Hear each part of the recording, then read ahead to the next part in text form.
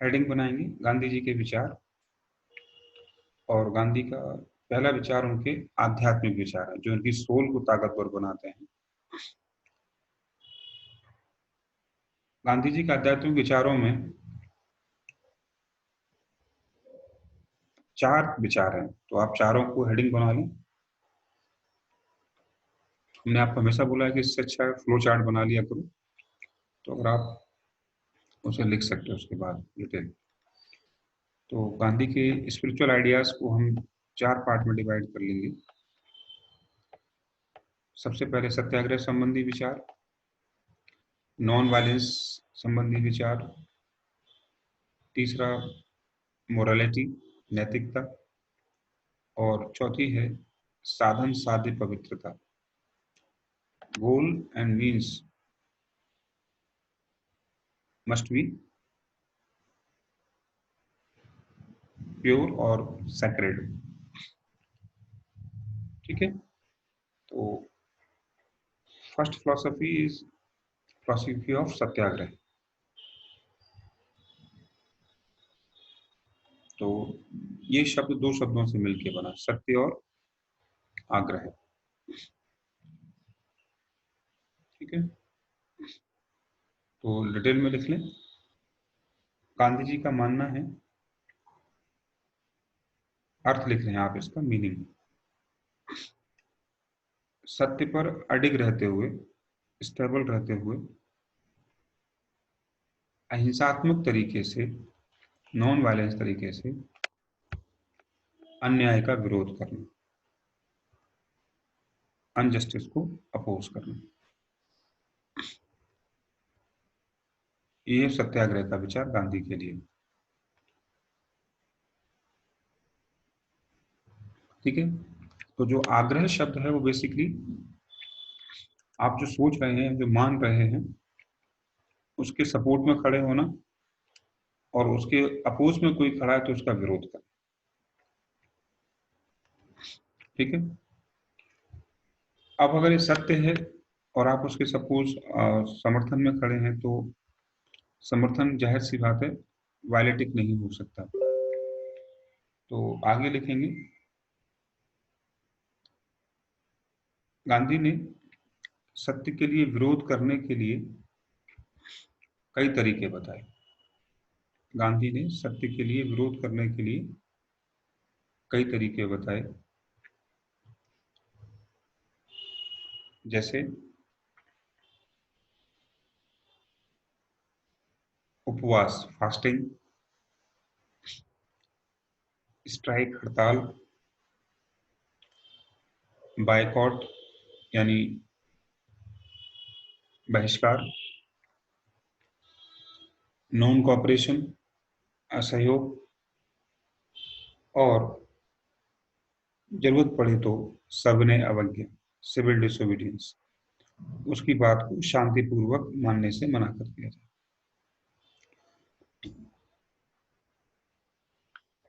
ठीक है, तो इसको आप यहां से भी लिख सकते हो, सत्य के प्रति अटल रहना, जिसका उद्देश्य है धैर्यपूर्वक कष्ट सहना, अहिंसात्मक और उचित तरीके से सत्य को प्रकट करना, अपनी गलती को सुधारना, भूल करने वाले के हृदय को चेंज कर देना। और गांधी ने सत्याग्रह को आत्मा का सार तो कहा है, it is a sense of the soul.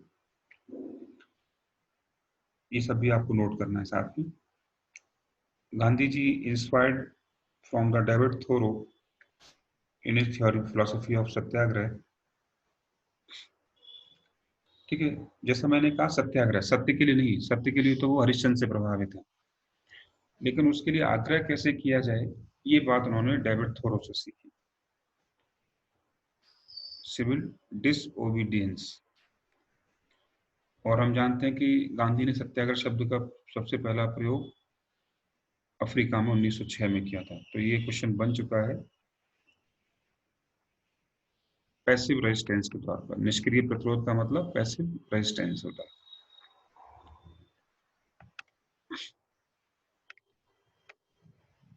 ठीक है, अब कोई कहे कि गांधी स्ट्राइक में विश्वास रखते हैं, तो स्ट्राइक तो कई तरह की होती है, एग्रेसिव भी हो सकती है, घेराव भी होता है ना, कि आज घेराव कर लिया या लॉकडाउन कर दिया, फैक्ट्री को बंद कर दिया।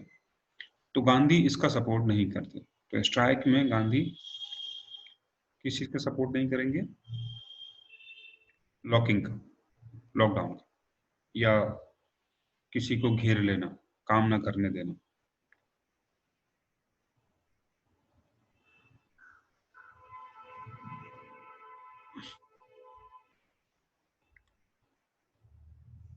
ठीक है।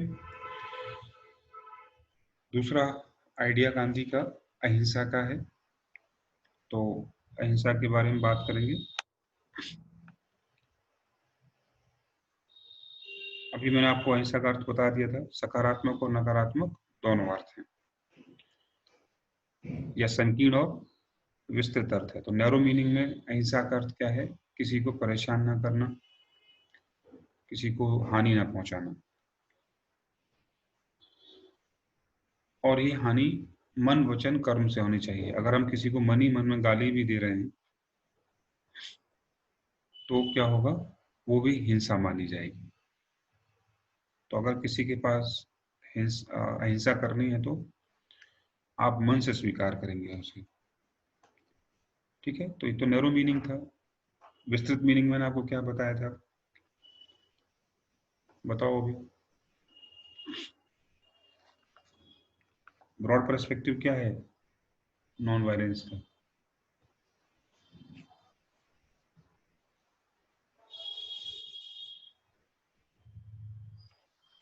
सर क्षमा करना। हाँ, लोगों को क्षमा करना, लोगों से प्रेम करना, विरोधी को भी प्यार करना, पाप से घृणा करना, पापी से नहीं। ठीक है। तो अहिंसा गांधी का एक पॉलिटिकल टूल है, पॉलिटिकल वेपन है। और ये व्यवहारिक है। व्यवहारिक कैसे है? सत्याग्रह ही मोबिलाइजेशन का आधार हो सकता है, अहिंसा ही मोबिलाइजेशन का आधार हो सकती है। तो कैसे जोड़ेंगे इस दोनों चीजों को? तो इसके लिए आपको गांधी से पहले के नरमपंथी और गर्मपंथियों की आइडियोलॉजी के बारे में पता होना चाहिए, जो आपको पता है। आखिर गांधी ही अकेले ऐसे आदमी बने तिलक के बाद जो पब्लिक को अपने साथ जोड़ लेते हैं। क्यों? आपको समझना चाहिए। क्योंकि क्रांतिकारी कुछ लोगों को तो जोड़ सकते हैं अपने साथ, जो यूथ है, जो अग्रेसिव मोड में रहता है। लेकिन क्या रिवॉल्यूशनरी सारी जनता को जोड़ सकते हैं? नहीं जोड़ सकते। तो गांधी ये नहीं कह रहे क्रांति क्रांति गलत है, क्रांतिकारी गलत है। लेकिन गांधी ये समझ जरूर रहे हैं कि क्रांतिकारी गतिविधियों से क्या नहीं होगा? मोबिलाइजेशन नहीं हो सकता। आप लोगों को एकजुट नहीं रख सकते बड़े स्तर पर। कुछ लोगों को तो कर लेंगे। ठीक है ना? तो गांधी को ये पता है कि अहिंसा का विचार ही क्या कर सकता है? जन भागीदारी को प्रोत्साहित करेगा। तो इस चीज को लिखना मैं इसलिए आपको बताने की कोशिश कर रहा हूँ कि आप समझ सकें कि कौन सी ऐसी चीजें जो गांधी को गांधी बनाती हैं और सक्सेसफुल गांधी बनाती हैं। तो उनका ये आइडिया है, उन्हें पता है कि क्रांति के माध्यम से मास मोबिलाइजेशन नहीं होगा, वो अहिंसा से हो सकता है। आम आदमी आपके साथ आके तभी खड़ा होगा जब उसे डर नहीं होगा कि मैं मारा जा सकता हूँ बड़े लेवल पर। तो अहिंसा का आप विचार देंगे तो कोई भी आपके साथ आके खड़ा हो सकता है कि हाँ भैया हमारी लाइफ सेफ रहेगी। इसका मतलब ये नहीं कि गांधी मरने से डरते हैं। इसका मतलब ये है कि मैक्सिमम लोग जब आपके साथ खड़े होंगे तभी दबाव बनेगा दूसरे पर। ठीक है। तीसरी बात, अब इसमें मॉडरेस्ट कहाँ है? मॉडरेस्ट सत्य का आधा हिस्सा देख पाए। अहिंसा को वो कहने को तो नरमपंथी भी अहिंसावादी है, लेकिन उनकी अहिंसा कैसी है? ब्रिटिश साम्राज्य से डरने वाली है। और गांधी कहते हैं कि अहिंसा किसका काम है? ताकतवर का काम है। जो लोग आत्मा से मजबूत हैं वही लोग।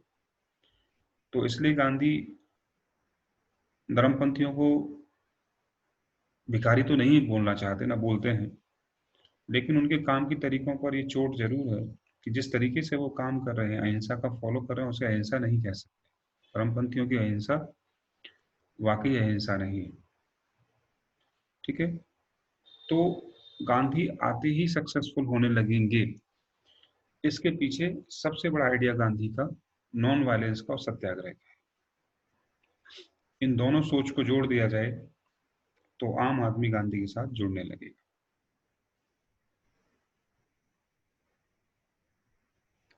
ठीक है। ठीक है। गांधी कहते हैं, अब आगे लिखिए आप लोग। मैंने अहिंसा का फायदा बता दिया है गांधी के लिए, आप लिखेंगे उसे, उसके बाद लिखें। गांधी ने खुद कहा कि इट्स नॉट माइन आइडिया, ये मेरा आइडिया नहीं है, बल्कि ये तो मैंने भारतीय संस्कृति से, बुद्ध से, उपनिषद से, जैन लोगों से, सूफी संतों से सीखा है। हाँ, मैंने बस क्या किया है, इस नॉन वायलेंस को आम आदमी के लिए यूजफुल बना दिया है कि वो इसका प्रयोग करके अपने आप को ताकतवर बना सकता है। ठीक है। चलो, इसके बाद अगला आइडिया गांधी का स्पिरिचुअल लाइफ में, मोरल लाइफ में साधन साध्य की पवित्रता है। तो जैसा मैंने अभी कहा था आपको कि मैं समझाऊंगा कि क्या होता है। गांधी जी वही काम करेंगे जो अपने आप में प्योर है। प्योर का मतलब जो नॉन वायलेंस और सत्य में, सत्य पर आधारित है। प्लस गांधी उस काम को तभी करेंगे जब उनके पास टूल भी कैसा हो उसके according. By hook and crook Gandhi काम नहीं करते। साम दाम दंड भेद गांधी नहीं करेंगे, क्योंकि साम दाम दंड भेद वाला आदमी, बाई हुक एंड क्रुक वाला आदमी कभी भी सत्य को देखने की व्यू डेवलप नहीं कर सकता। वो नॉन वायलेंस को नहीं फॉलो कर सकता। नॉन वायलेंस के लिए आपको सीधा खड़ा होना जरूरी है। अगर आप फ्लक्चुएट करते हैं तो काम तो निकल आएगा, लेकिन आप सत्य और अहिंसा का फॉलो कर नहीं कर पाएंगे।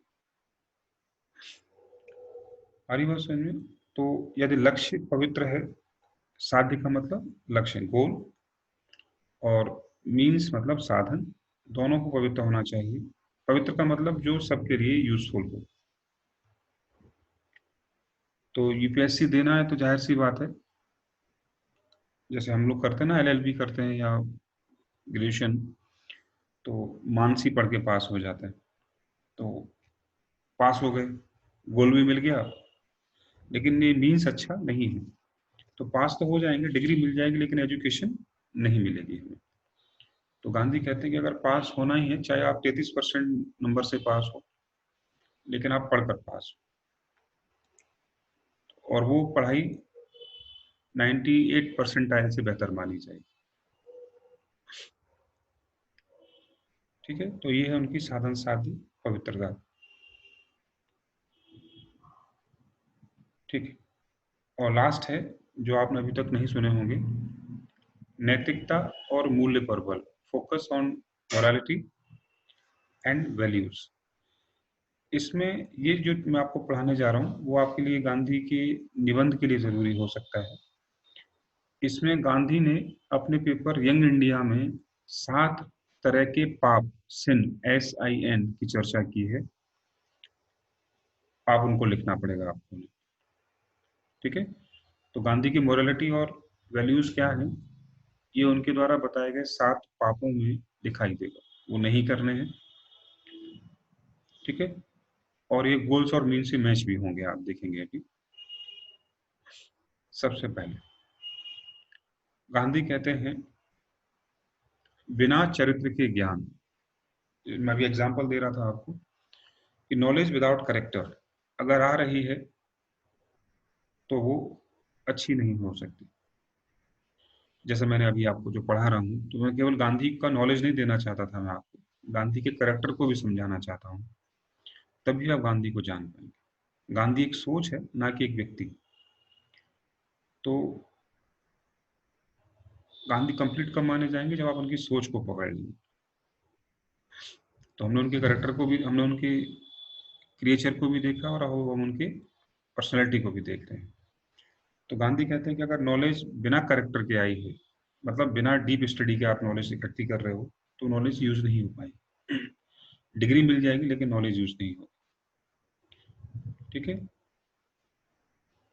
नेक्स्ट है मानवता रहित विज्ञान, साइंस विदाउट ह्यूमैनिटी।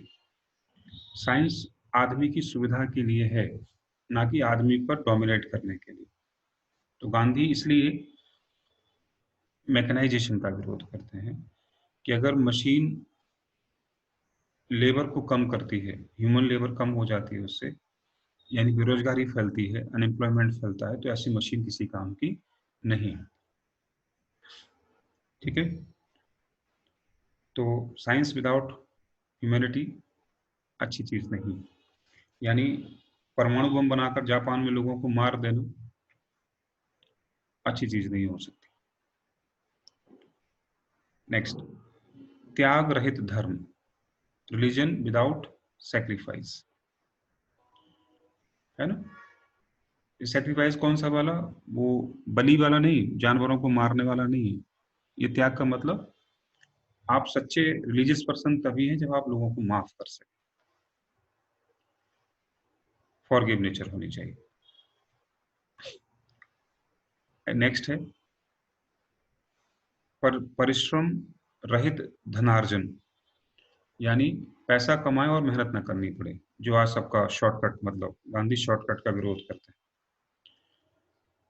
तो गांधी पैसा कमाने का विरोध गांधी ने कभी नहीं किया, लेकिन क्या कहा कि इसके लिए आपको अप्रोप्रिएट लेबर भी करनी चाहिए, यही ब्रीड लेबर। ठीक है। दूसरा, विवेक रहित सुख प्राप्त करना। विवेक रहित सुख मतलब प्लेजर विदाउट लॉजिक नहीं आना चाहिए। यानी कोई भी काम करे उसको लॉजिक के साथ करना चाहिए, तभी आपको सच्चा सुख मिलेगा। बात समझ में आ रही? यह है विवेक रहित सुख नहीं होना चाहिए लाइफ।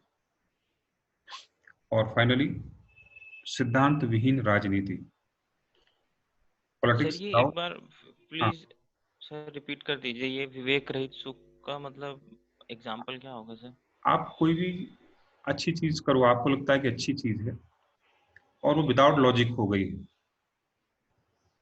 जैसे अगर आपका प्री निकल जाता है और आप जो स्कोर देखोगे, प्री में स्कोर कट ऑफ था 98 और आपके भी कितने आए हैं, 98। ठीक है। लेकिन आपको पता है कि मेरे 3 क्वेश्चन तुक्के से सही हुए, तो प्री निकल के साथ खुशी तो आपको होगी, जाहिर सी बात होगी। लेकिन आपको ये भी पता है कि 3 क्वेश्चन मेरे सही नहीं थे, बल्कि तुक्के से सही हो गए। तुक्का मतलब आंख बंद करके जय श्री राम। तुक्का मैंने होता है 2 तरह का होता है। एक तो एलिमिनेशन वाला तुक्का होता है कि 3 तो नहीं हो सकते, चौथा रह गया, चल जाएगी, ये आपकी मेहनत है।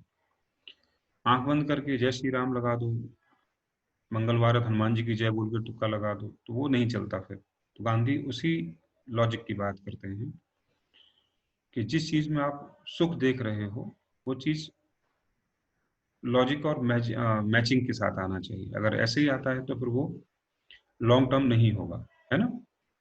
तो अगर आपका प्री पहली बार में निकल गया तो मेंस क्या नहीं होगा, फिर नहीं निकलेगा। क्योंकि क्यों नहीं निकलेगा?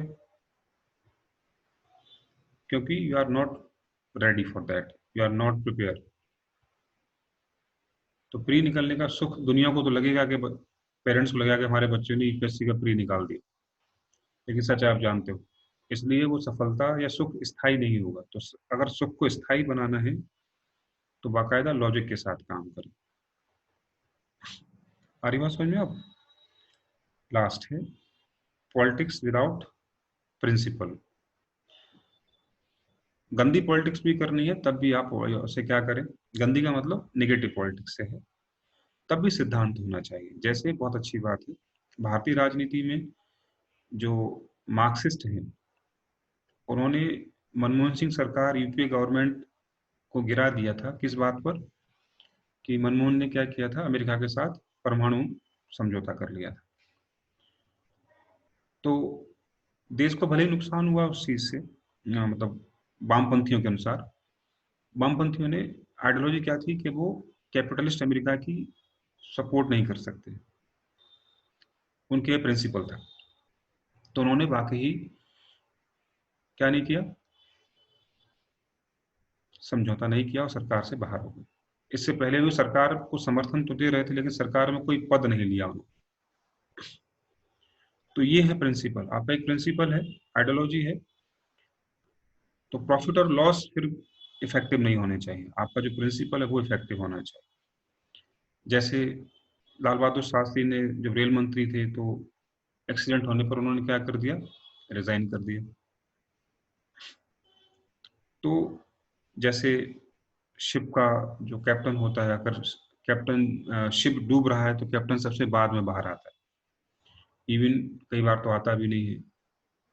तो वो प्रिंसिपल है कि अगर आप इंचार्ज हैं तो जिम्मेदारी फिर आपकी ही होगी, ये आपको फील करना पड़ेगा। जैसे अभी जो केरल में दुर्घटना हुई एरोप्लेन वाली, तो पायलट चाहते तो अपनी जान बचा सकते थे, सेठ साहब, दीपक सेठ शायद यही नाम था उनका, लेकिन उन्होंने अगला हिस्से को स्ट्राइक कराया, अपनी जान दे दी, लेकिन बाकियों को बचा लिया। तो ये पॉलिटिक्स तो नहीं है, लेकिन ये प्रिंसिपल की बात है, ठीक है ना। गांधी को खुद देखो, गांधी पॉलिटिशियन है, लेकिन गांधी ने कभी पॉलिटिक्स अपने बेनिफिट के लिए नहीं की। इसके आजादी के बाद वो चाहे तो राष्ट्रपति, प्रधानमंत्री, क्या क्या नहीं बन सकते थे, जिन्ना की तरह, लेकिन उन्होंने कोई पद नहीं लिया, क्योंकि उन्होंने क्या कहा था कि पॉलिटिक्स मेरे लिए केवल क्या है, पब्लिक वेलफेयर और पब्लिक पॉलिसी का हिस्सा है, मेरे लिए पॉलिटिक्स प्रॉफिट नहीं है। तो उन्होंने नहीं एक्सेप्ट किया उसे, ठीक है। तो ये है सिद्धांतविहीन राजनीति। ये 7 सेंटेंस मैंने आपको दिए हैं गांधी के, और अगर आप निबंध लिखते हैं, एथिक्स यूज करते हैं, तो इवन इंटरव्यू में भी कंडीशनल क्वेश्चन जब आते हैं तो वहां लोग फंस जाते हैं जवाब देने में। लेकिन अगर आपके पास ये 7 सेंटेंस आपको समझ में आए हैं, रटे हुए हैं, तो आप किसी भी कंडीशनल क्वेश्चन से बाहर आ सकते हैं। बाकी हम इंटरव्यू सर ले। ये तो 6 हुए हैं। 6 हुए हैं? अच्छा, कौन सा छूट गया? सर सर मैं रिपीट करूं? हाँ, बोलो जल्दी से। सर पहला, बिना चरित्र के ज्ञान। ठीक है। Second, science without humanity. ठीक है। थर्ड, त्याग रहे ठीक है, लिख त्याग लो। रहित धर्म। हाँ, नैतिकता विहीन व्यापार, अच्छा। Trade without morality. जैसे आजकल आप देखते हैं ना, आईसीयू में मरीज मर गया है, डेड बॉडी हो गई है, लेकिन फिर भी डॉक्टर क्या कर रहा है, या हॉस्पिटल आईसीयू के नाम पर चार्जेस ले रहा है। तो व्यापार करो, लाभ कमाओ, लेकिन ये नहीं होना चाहिए। मूर्ति, जब आप हम इलेक्ट्रॉनिक जो हमारी सिमेट्रीज होती हैं, वहां पर हम वो लेने जाते हैं राख, तो वहां भी चाय पानी खर्चा देना पड़ता है, मेरे डेथ सर्टिफिकेट का भी खर्चा देना पड़ता है। तो जहाँ व्यापार है, लाभ कमाने में कोई बुराई नहीं है, लेकिन ह्यूमन वैल्यूज से ऊपर अगर आप लाभ कमा रहे हैं तो वो व्यापार गलत है, ठीक है। अब यहाँ कंट्रोवर्सी होती है कि जो स्लॉटर हाउस है, क्या उनको लेकर हम क्या सोचें, गांधी लागू होते हैं उस पर? गांधी तो नॉन वायलेटिक है, और इसका मतलब मीट की दुकान पर जानवरों को नहीं मारा जाना चाहिए, यानी ये व्यापार गलत है। तो क्वेश्चन फंसा एक बार ऐसे ही, किसी ने कहा कि गांधी मेरे आइडियलिस्ट हैं, तो उन्होंने कहा कि अच्छा बताओ कि जो नॉन वेज, बोला नॉन वेज भी खाते होंगे, बोला हाँ मैं खाता हूँ, बोला फिर कैसे गांधीवादी? तो फिर वहाँ ये चीजें आपको थोड़ी सी समझनी पड़ेंगी डिटेल में। तो हम बात करेंगे कभी उस बारे में फिर।